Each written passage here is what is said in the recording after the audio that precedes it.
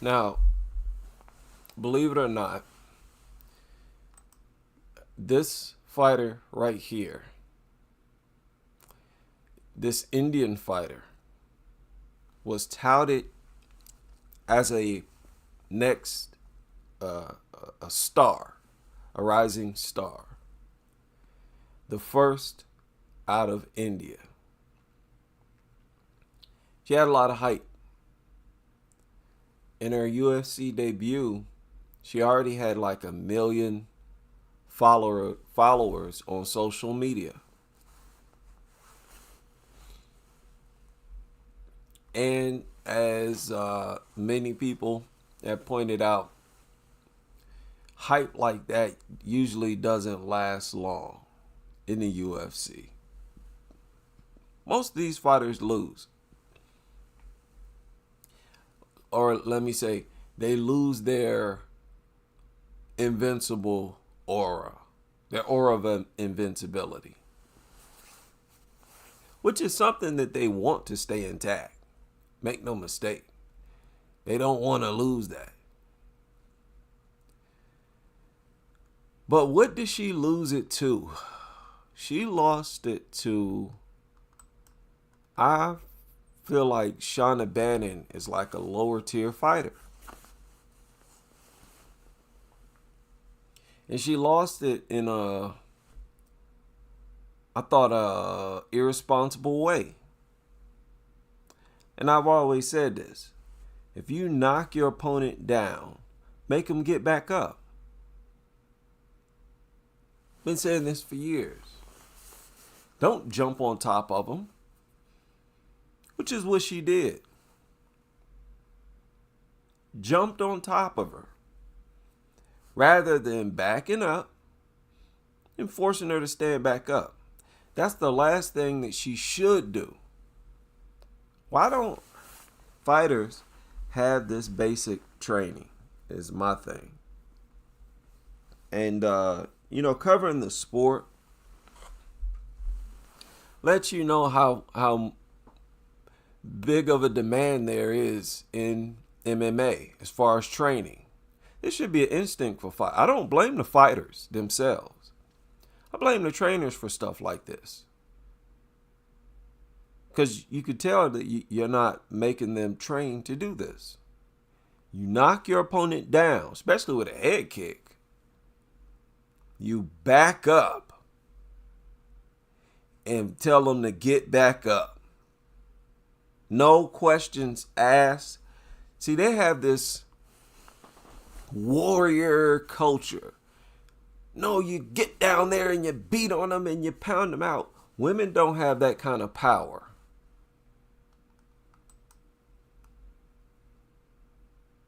Women don't have that kind of power.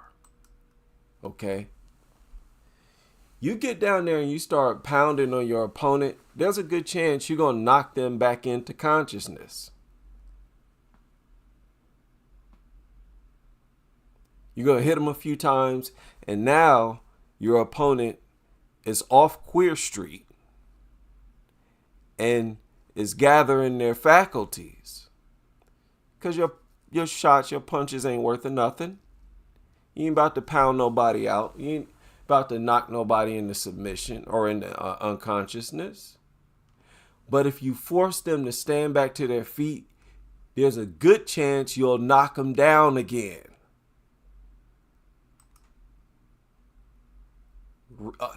And if you make them get back up immediately, there's a good chance they're not going to be able to stay on their feet. And that's going to increase the chances that the referee's going to step in and stop it. You knock them down twice, the referee might stop it at that point. But before that happened,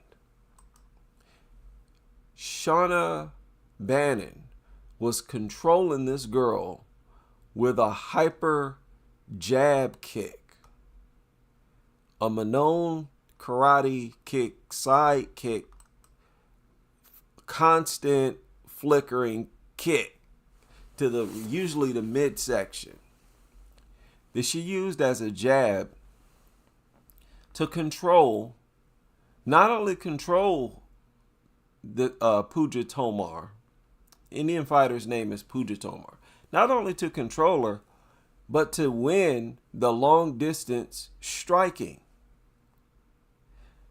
If it would have went to a decision, she would have lost the decision anyways. She was getting kicked too often from long distance and not returning those kicks.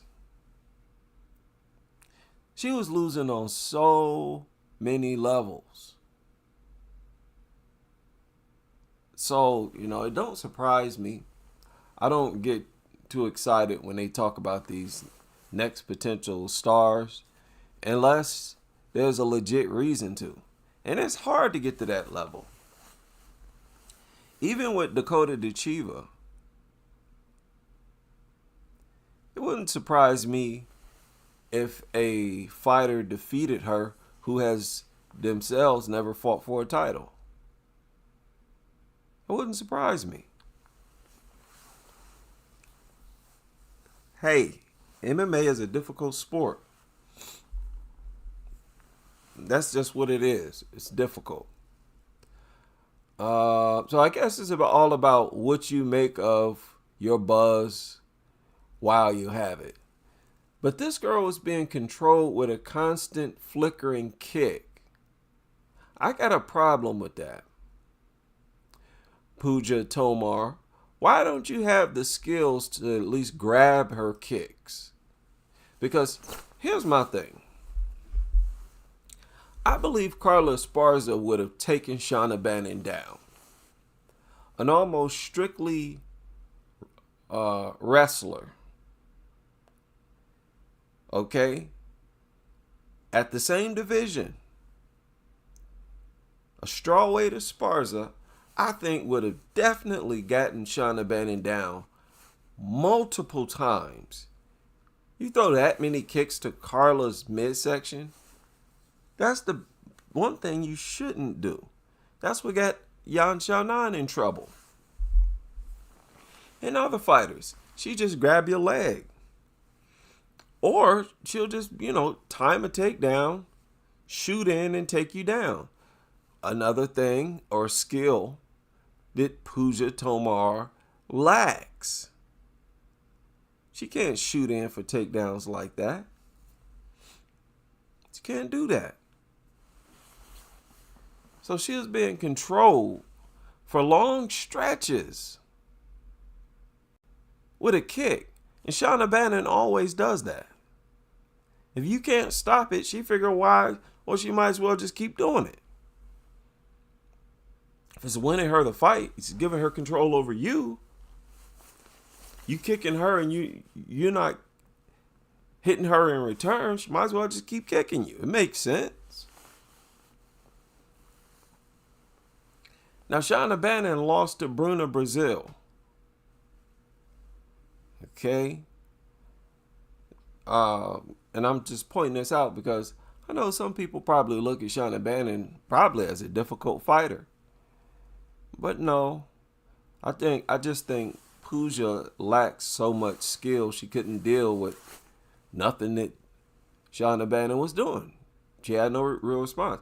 Now, she would land some power shots from time to time. One of them was a head kick. A head kick that really should have ended the fight. After she hit her a couple times, she fell. She hit her a couple times with what looked like some clean, good shots. She should have backed up, forced her to get back up. Because she would have hardly been able to stand, and she would not have been able to really defend herself if she would have been forced to stand back up. Remember, standing back up saps your energy. This is a one thing that it seems like a lot of MMA fighters are not mindful of. It's so crazy.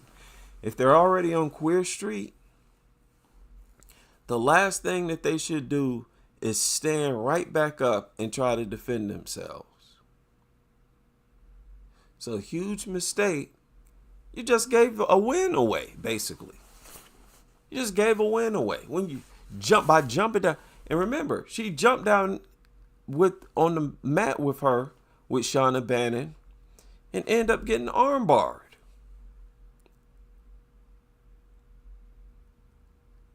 So she didn't have the wherewithal to capitalize on what should have been a stoppage. All because of really poor training. She said, get back up, and kicked her in the head or somewhere, did something to her, hit her again. It was much more likely you would have won that way. As soon as she jumped, let me tell you something. As soon as she jumped down there on the mat with her, I said out loud, she ain't gonna knock her out. You're not gonna stop her. I knew, instantly I knew. You're not gonna stop her now. You jump down there with your little worthless punches. You're just gonna wake her back up. All those punches probably help you. If you're not hitting them that hard, those shots amount to slaps.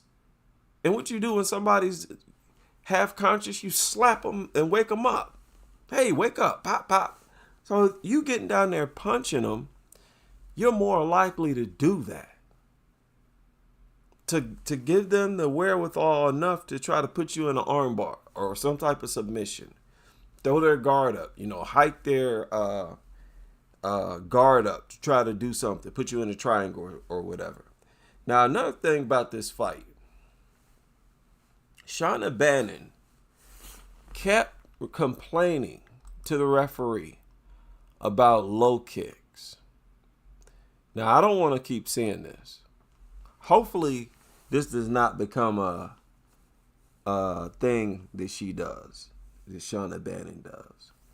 She was complaining about low kicks, really groin kicks.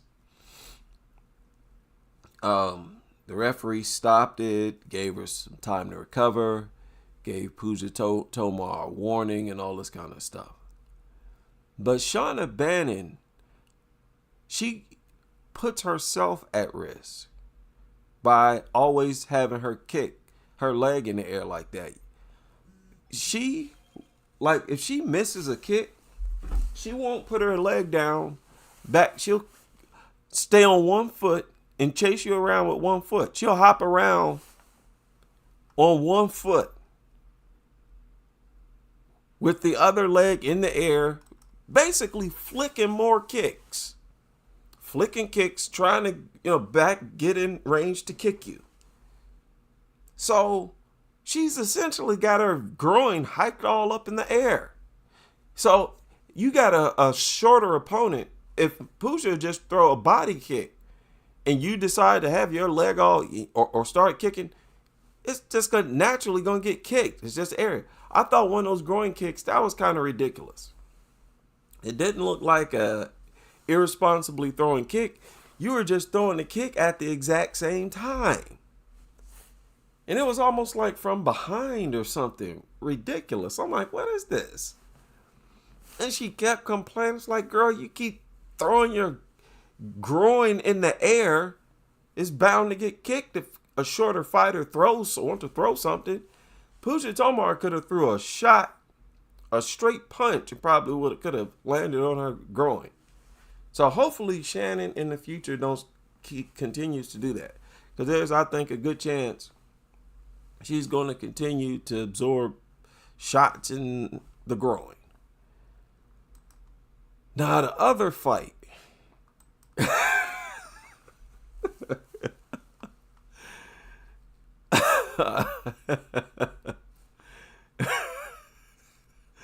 I'm sorry, man. I don't know why that burned into my memory. But this is something that I heard somebody say. Come on, Molly lad. Poor Molly McCann can't lose a fight or can't win a fight, so she retires. I think if she was still winning fights, she'd continue to fight. That's what I believe. And there's not that many images from the fight, from the action,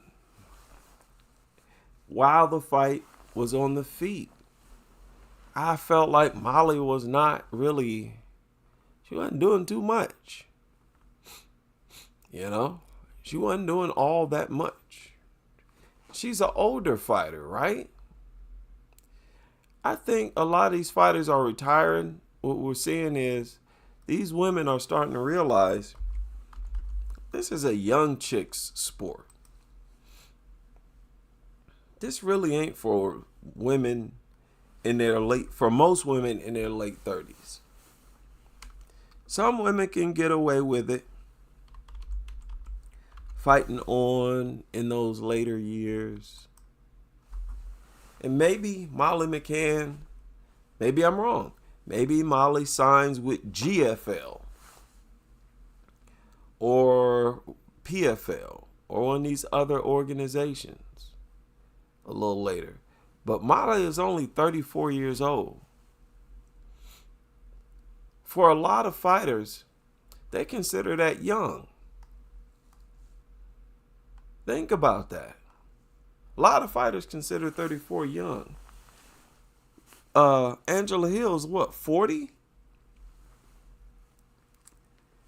And she's talking like she's, ready to fight for a few more years. So I suspect Molly is just tired of losing. She's tired of losing. It has to be frustrating. Now, if I'm not mistaken, they made a TV show about her. Right? Or something like that. She's like iconic over there in the UK. And what's crazy is there's been worse losing streaks.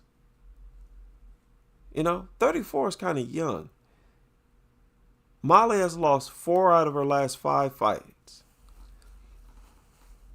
4 out of her last 5.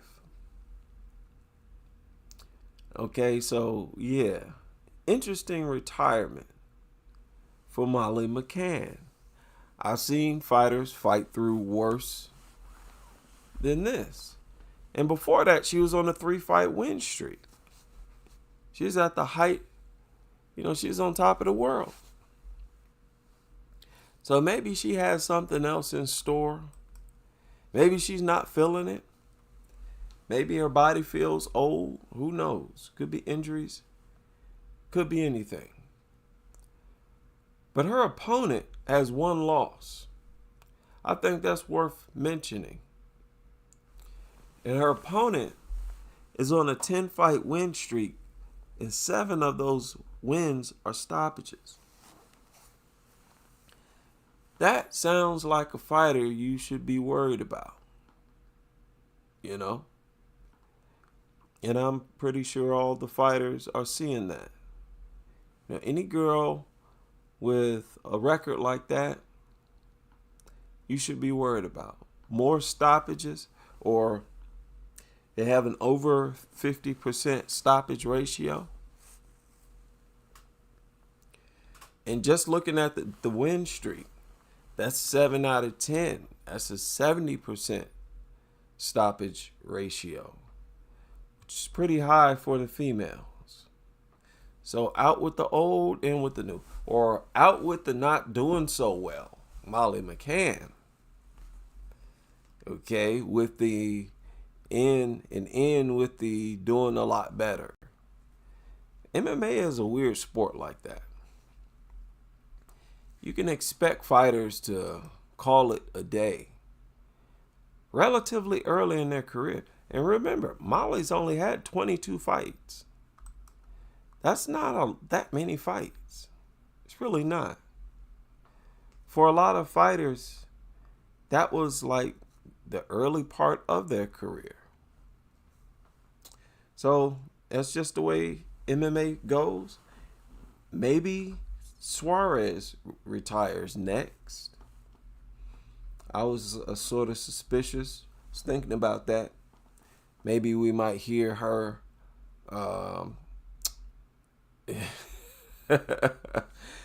hear about her retiring. Yeah, I heard people calling her Molly McCann, which is, hey, that's her name, Molly McCann. But it's a rough sport, even for men.